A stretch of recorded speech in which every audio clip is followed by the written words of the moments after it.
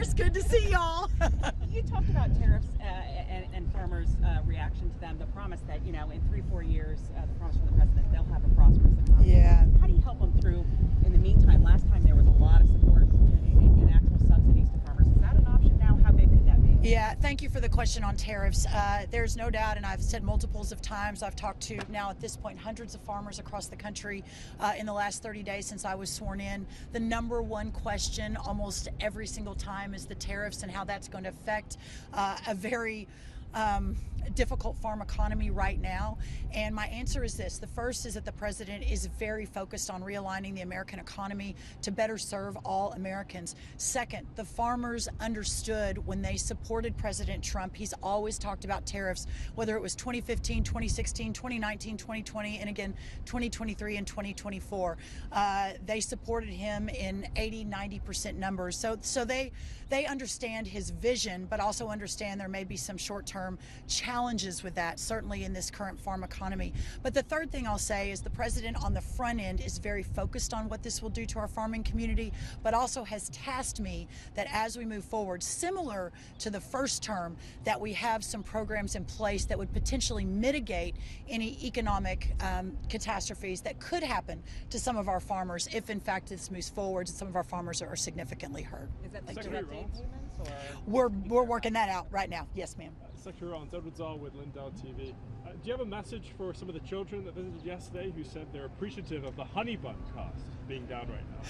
Well, listen, the president, when he was running and was elected, from my perspective, on a mandate from the American people, he ran on a lot of different messages and a lot of different promises. But for me, as I was sort of, running an outside organization and that certainly have supported him and known him for a long time, the two key issues I think he focused on that really resonated with Americans was first, securing the border, and second, bringing down the cost of food.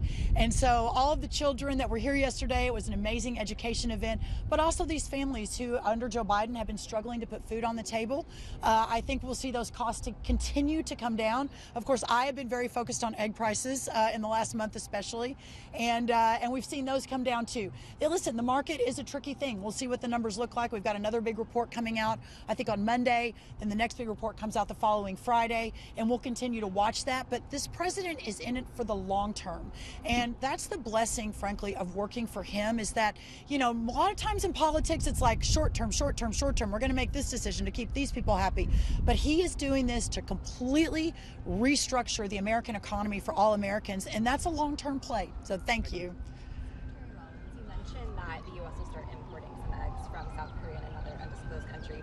How many eggs are we talking, and can you name the other country other than South Korea? Right now, we've got Turkey and South Korea importing eggs. Just yesterday, I talked to a couple of other countries that will soon begin importing. We haven't signed that deal yet, so I don't want to say who it is.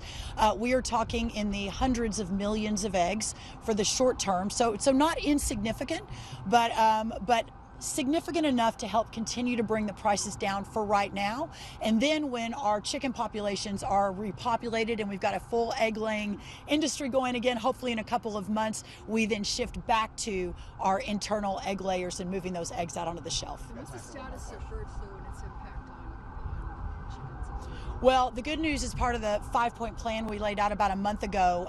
The most important thing to control the bird flu, the avian flu epidemic that has been raging through our egg layers for almost 2 years now. This really started about 2 years ago.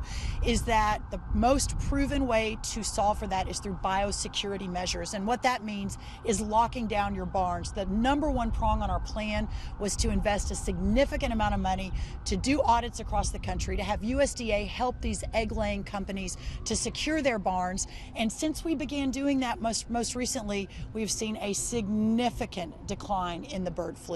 Thank y'all so much. Good to see everybody. Thank you, Madam Secretary. Thank y'all so much.